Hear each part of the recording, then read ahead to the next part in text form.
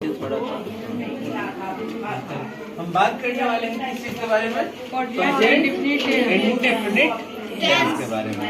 तो इस टेंस के हिंदी वाक्य में हम देखते हैं कि लास्ट में हमको देखने को मिलता है ता है, ती है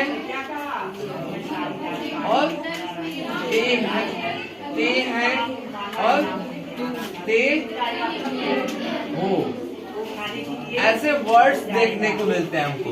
तो ऐसे वर्ड अगर देखने को मिल जाते हैं तो हम क्या करते हैं, इस सेंटेंस को समझ लेते हैं कि वो प्रेजेंट इंडेफिनिट टेंस का हिंदी वाक्य है।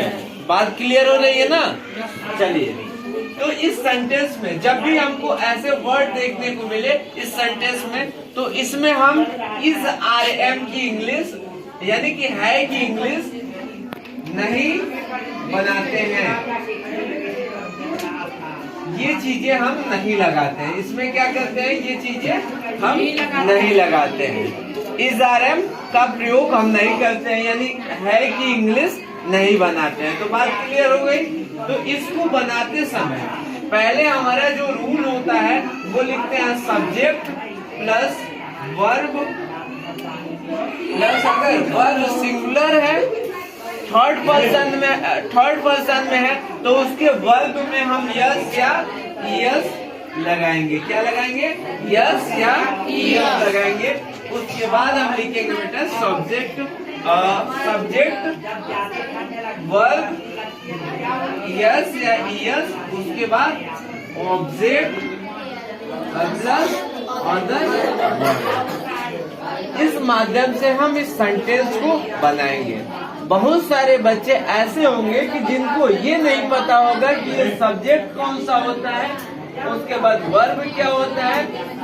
और ये तो हम सब्जेक्ट थर्ड पर्सन के आधार पे, यानी कि जो हम प्रोनाउन पढ़ते हैं ना, तो प्रोनाउन में हमको first person, second person, then third person जो बताया जाता है, उसी के माध्यम से हम उसी चीजों को देख के हम यस या यस लगाते हैं। बात क्लियर हो रही है?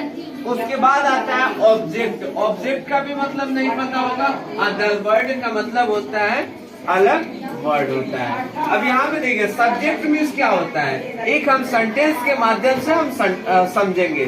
जैसे अगर लिखे राम घर जाता है, राम घर जाता है, तो इस सेंटेंस में हमको ये देखने को मिल रहा है इसके एंडिंग पॉइंट में ता है। तो ता है तो हमने पहले ही आपको बता दिया है कि जिसके लास्ट में ता है, ती है, ते है और ते वो देखने को मिलता है, तो उस सेंटेंस को हम प्रेजेंट इंडेफिनिट का मान लेते हैं। तो अब देखिए यहाँ पे राम घर जाता है, तो इसके लास्ट में क्या है? ता है। तो इसमें जो देखिए जो कार्य कर रहा होता है उसे ही हम क्या कहते हैं? सब्जेक्ट कहते हैं। तो इसको हम क्या कहेंगे? सब्जेक्ट कहेंगे। और ये जो क्रिया हो रहा है, यानी सब्जेक्ट के द्वारा जो क्रिया बन रहा है ना, जो क्रिया हो रहा है, जो कार्य किया जा रहा है, उसको हम क्या कहते हैं? वर्ब कहते हैं। इसको हम क्या कहते हैं? वर्ब कहते हैं। और जिस पर कार्य का प्रभाव, जिसपे सब्जेक्ट के द्वारा किया जाने वाला कार्य और कार्य का प्रभाव जिसके ऊपर पड़ता है, उसे ही हम क्या कहते हैं? ऑब्जेक्ट कहते हैं, यानी कि कर्म कहा जाता है।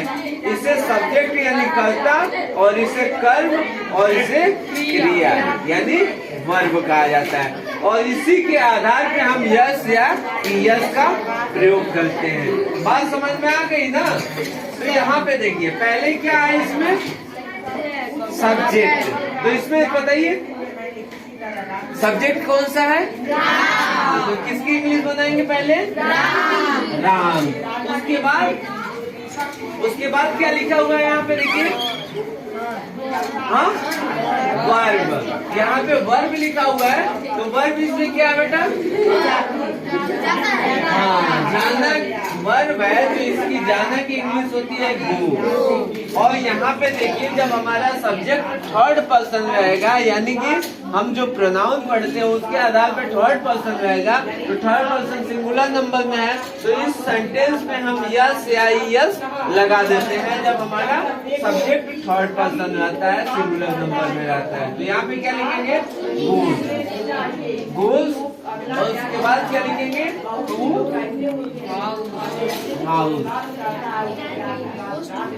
हाउस।